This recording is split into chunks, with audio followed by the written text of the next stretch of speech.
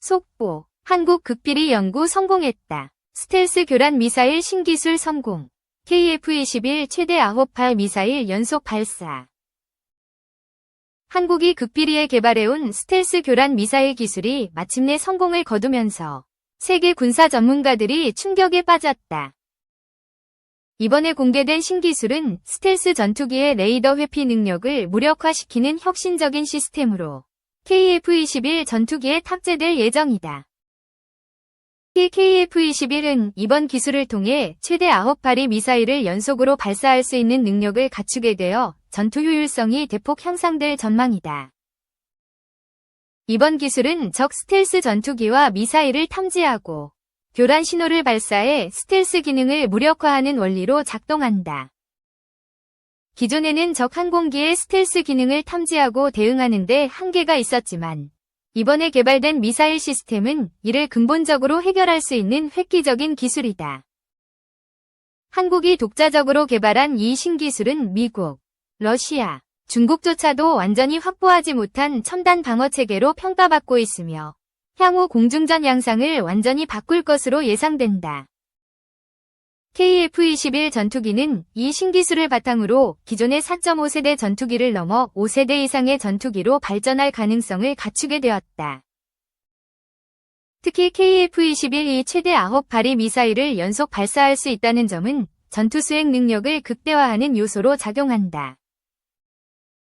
이는 단일 전투기가 다수의 목표물을 동시에 공격할 수 있도록 하며 실전에서의 생존성과 전술적 우위를 크게 높여줄 것이다. 미국과 유럽의 주요 군사 매체들도 이 기술의 성공에 대해 주목하고 있으며 한국이 차세대 전투기 전력에서 세계적인 강국으로 부상하고 있음을 인정하는 분위기다. KF-21이 이번 미사일 기술을 실전 배치하게 되면 동북아 지역의 군사 균형에도 상당한 변화를 불러일으킬 가능성이 높다. 특히 한국 공군의 전력 강화뿐만 아니라 해외 수출 시장에서도 KF-21이 경쟁력을 갖추게 되어 글로벌 방산 시장에서 영향력이 더욱 커질 전망이다. 현재 KF-21은 꾸준한 성능 개량을 통해 점진적인 전력 강화가 이루어지고 있으며 이번 미사일 교란 기술 도입은 KF-21을 더욱 강력한 다목적 전투기로 만들어줄 중요한 요소가 될 것이다. 세계 각국이 스텔스 기술에 집중하고 있는 가운데 한국이 이를 무력화할 수 있는 기술을 확보했다는 점은 방산업계에 있어 역사적인 전환점이 될 것으로 보인다. KF-21의 지속적인 기술 개발과 신무기 체계 도입이 이어진다면 한국은 명실상부한 군사 강국으로 자리 잡게 될 것이며 그 영향력은 앞으로 더욱 확대될 것이다.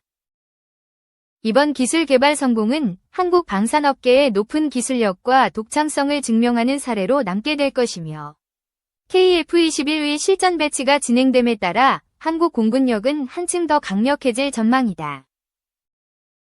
이 미사일은 북한의 핵미사일 위협에 대응하기 위해 개발된 것으로 그 전투 능력과 기술력에 많은 주목이 모이고 있습니다. 타우러스는 약 500km의 비행 사거리를 자랑하며 목표물에 대해 3m 이내의 정확도로 타격할 수 있는 능력을 갖추고 있습니다. 이와 같은 정밀 타격 능력 덕분에 타우러스는 적 방공망에서 안전한 후방 지역에서 발사되어 적의 주요 전략 목표를 즉시 정밀 타격할 수 있는 능력을 지니고 있습니다.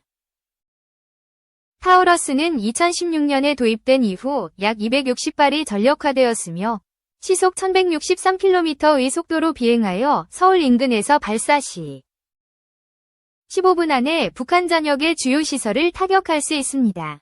이 미사일은 스텔스 기술이 적용되어 적의 레이더에 탐지되지 않으며 다양한 항법 장치를 갖춤으로써 전파 교란 상황에서도 안정적으로 목표를 타격할 수 있습니다. 공군의 한 관계자는 타우러스는 한 발 한 발이 고가치 자산인 만큼 사격 노하우를 축적해 모든 F-15K 조종사와 경험을 공유하겠다고 밝혔습니다.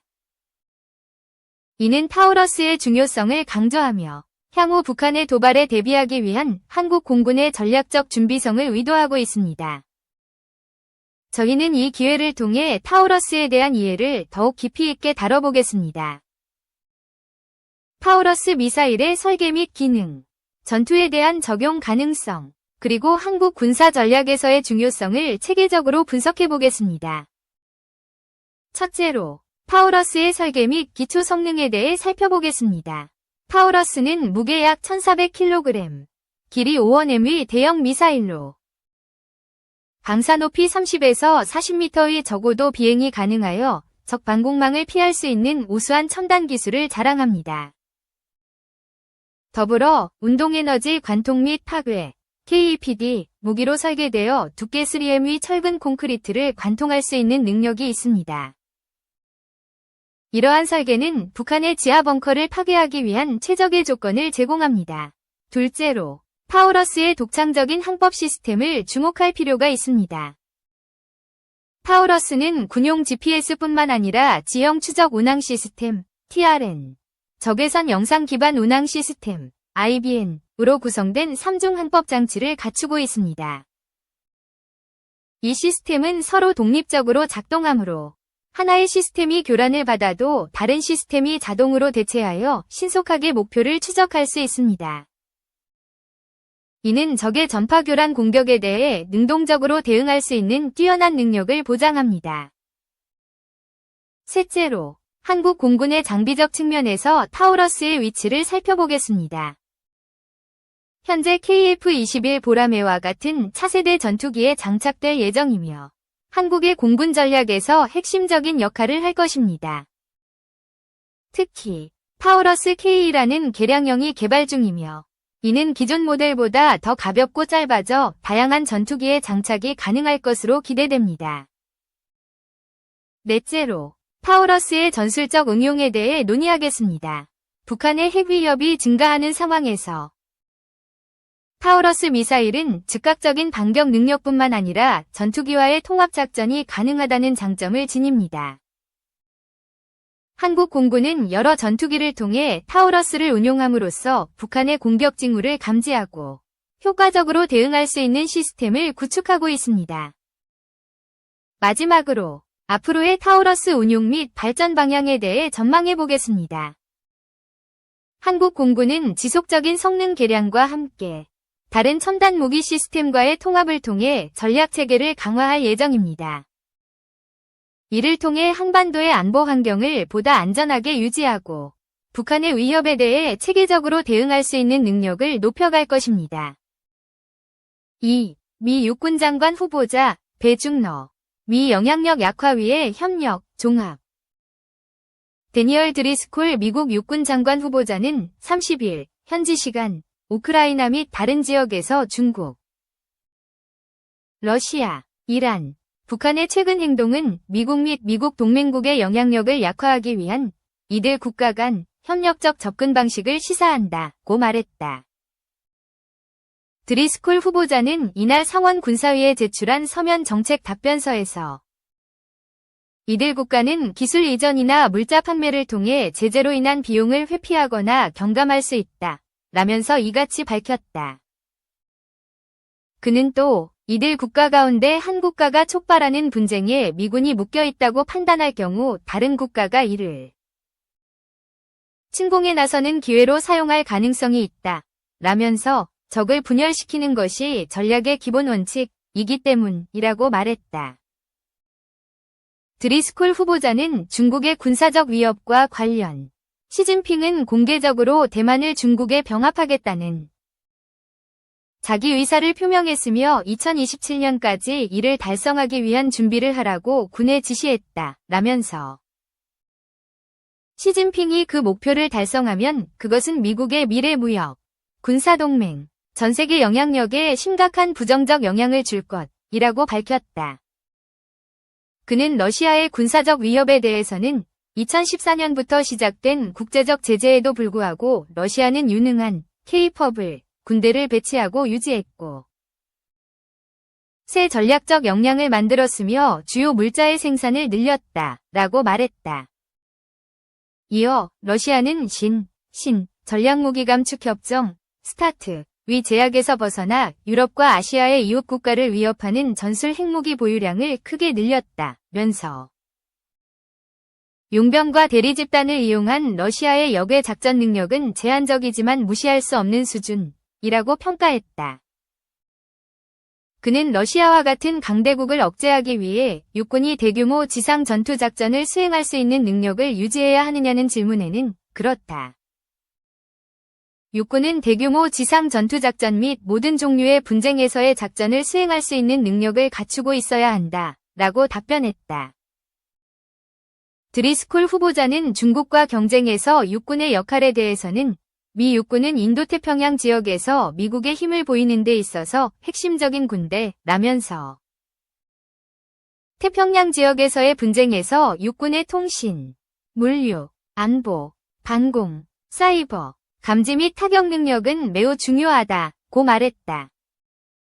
이어 우크라이나 및 중동 전쟁의 교훈에 대해서는 소형 무인기와 무인기 기술, 전자전의 활성화는 현대전을 재편하고 있다. 라면서 육군은 이 기술을 신속하게 채택해야 한다. 라고 밝혔다. 그는 탄약 등 군수품과 관련 저는 미국의 산업 기반이 군인들을 지원할 수 있는 충분한 군사물자를 제공할 수 있는지 걱정하고 있다. 거기에다 우리의 기술적 우위는 줄어들고 있다.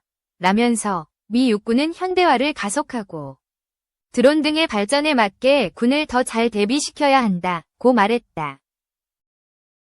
이 밖에 그는 고등학생을 대상으로 한 주니어 학생군사교육단 JROTC 프로그램 확대에 대한 질문에 답변하는 과정에서 JROTC 출신인 자신의 조카가 한국에 배치돼 있다고 언급하기도 했다. 3. 시속 1377km. 첫 민간 개발 초음속 여객기 시험 비행 성공.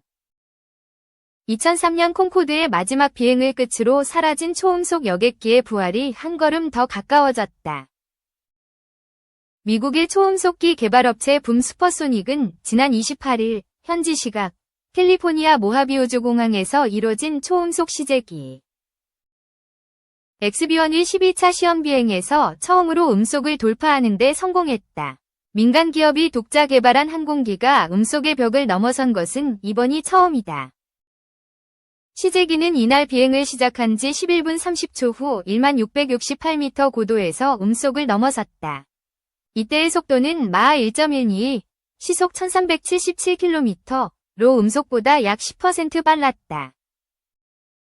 시제기는 이륙 후 17분과 22분에 두 번 더 음속을 돌파했다. 회사 쪽은 이날 2대의 초음속 전투기로 시제기를 추적하면서 비행 순간순간을 촬영했다. 모하비 사막은 1947년 미 공군척 예거대위가 사상 처음으로 초음속 비행에 성공한 곳이기도 하다. XB-1은 지난해 3월 시험 비행을 시작해 이달 10일에는 마하 0.95까지 도달했다. 이날 비행은 스페이스X의 스타링크 인터넷이성을 통해 생중계됐다. 회사는 이를 위해 스타링크 전송 장비를 추적 비행기에 설치했다. 붐 슈퍼소닉은 2030년까지 마하 1.7, 시속 2080km 속도로 날 수 있는 60에서 80석 규모의 초음속 민간 여객기 오버추어 개발을 완료해 운항을 시작한다는 계획이다. 이는 현재 여객기 순항 속도의 약 2배다.